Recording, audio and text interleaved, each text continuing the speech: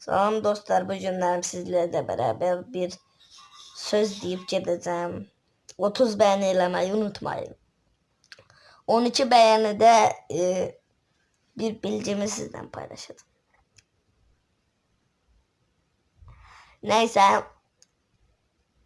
Şimdi deyək. Bakın. Biz günəm. Çünki siz abone olmursunuz. Neyse. Şimdi deyirəm.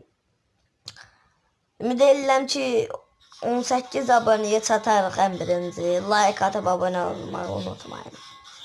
Şimdi benim 2 kanalım var. Birinde video yoktu. 3 kanalım var. Birinde video çoxdur. 27 tane video var. 50 abonem var. O birisinde video yoktu. Bu kanalımda da hələ təzəlikdə video atmağa başlamışam. Bütün kanallarıma abone olun.